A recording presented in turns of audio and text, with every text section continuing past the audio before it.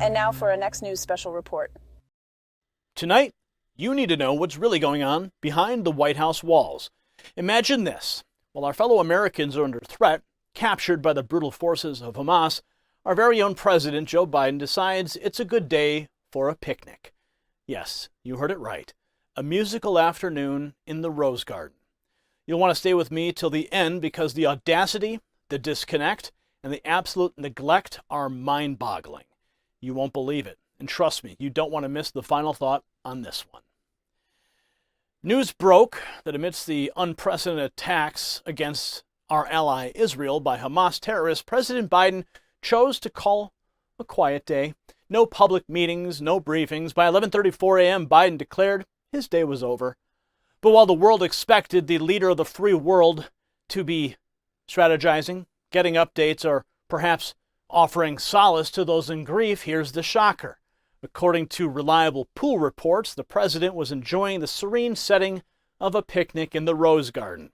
The tunes of a live band echoed as Biden and the First Lady played host to a barbecue for White House executive residents, staff, and their families. But the juxtaposition couldn't be starker. While Biden was basking in the melodies of the Rose Garden, across the seas in Israel, the sounds were that of sirens, cries, and the dreadful blasts of rockets. Israeli Prime Minister Benjamin Netanyahu has declared war against Hamas after the latter decided to rain down a terror shower of over 5,000 rockets on Israel. Senator Josh Hawley expressed his disbelief, and let's be frank, so we all. Sharing an image from the White House press pool, he highlighted the stark reality. While Hamas holds America hostage, Joe Biden relishes the pleasures of a picnic. The grave situation isn't isolated to rockets alone. Watch. Allahu Akbar. Allahu Akbar.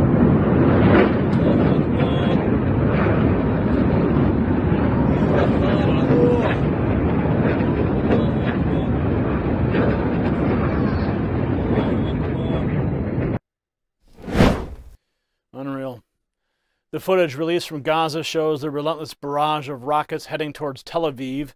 The audacity of Hamas militants caught Israel off guard during a significant Jewish holiday. Not just rockets, but dozens of their fighters infiltrated Israeli towns near the Gaza Strip. The scenes emerging from Israel are harrowing. Images of women battered, bloodied, being marched into vehicles. And that's not all. Reports have come out showing Israeli civilians, including innocent children, captured and taken into the heart of the Gaza Strip, over 700 lives lost and another 2,000 injured. A dance party turned massacre near Kibbutz Urim witnessed the cruel slaughter of 260 young souls. The question is, where was America's leadership when all this was unfolding? Was our commander-in-chief genuinely unaware, or did he choose to ignore? On Saturday afternoon, nearly 15 hours after the deadly attacks began, Biden finally made an appearance. His speech, if you could call it that, was a mere 2 minutes and 55 seconds. No detailed statements, no profound condolences, no concrete action plan, just a brief commentary, and then he shuffled away, no questions taken. But here's the kicker. The attack started at 11:30 p.m. Eastern on Friday. And guess what?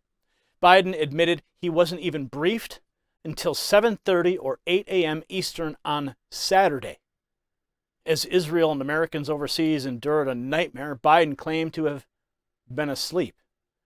In a revealing clip, Biden admits to the delayed knowledge. Watch.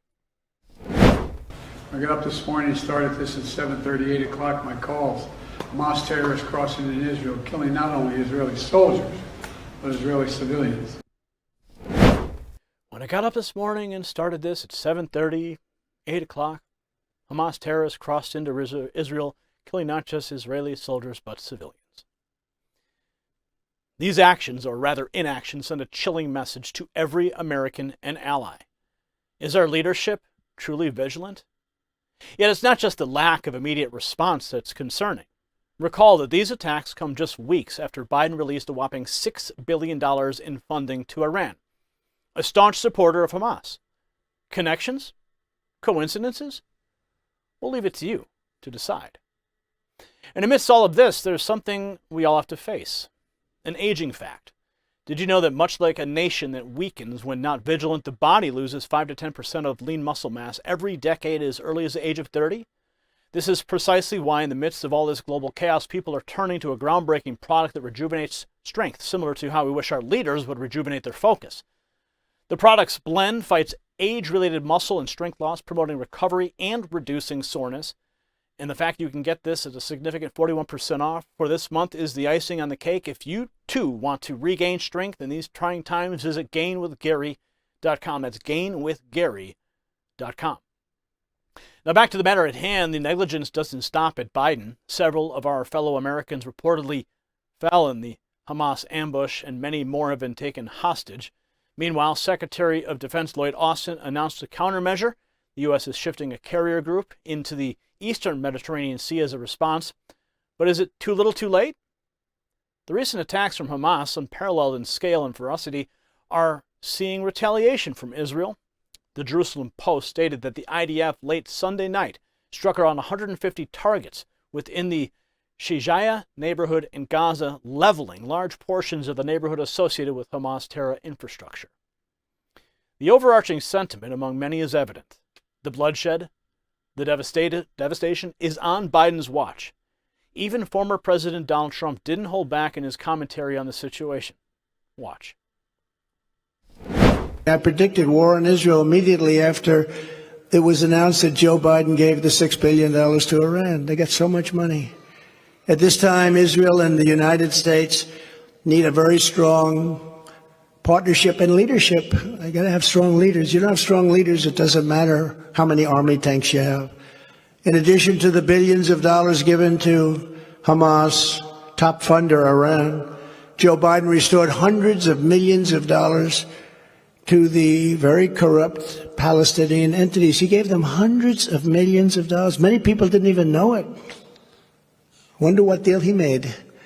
Joe Biden betrayed Israel. He betrayed our country. As president, I will once again stand with Israel, and we will cut off the money to Palestinian terrorists on day one. He declared openly about the responsibility resting squarely on Biden's shoulders. And if this wasn't enough to digest, there's an alarming tweet from conservative reporter Carmine Sabia. Sabia claims to have been informed about Hamas terror cells within our very borders, brought in through our porous southern border. The tweet right here on the screen, it paints a bleak picture of a potential future of attacks on American soil, asserting that our current administration is well aware of these threats. Is America next in line for terror's embrace? Our republic stands on the principles of vigilance, protection, and action. As we witness the world around us crumble under terror, our leadership's lack of urgency is both concerning and frightening. A picnic in the Rose Garden, a delayed briefing on terror attacks, and a potential threat at our doorstep? This isn't just about a single incident, but rather a pattern of disconnect. This story isn't just about a picnic or even the grave terror unfolding in Israel. It's about the promise every leader makes to its people: protection, clarity, and timely action. And if our leadership can't even keep pace with real-time global events, how can we, the people of this great republic, feel secure? The events of today shape the legacies of tomorrow, and our leaders would do well to remember that. Stay vigilant, America. Congratulations, you made it to the end of the video. Now keep up your quest for truth with this next news report. And if you found our channel enlightening, join the millions who agree with you. Tap subscribe. Thank you for watching the Next News Network.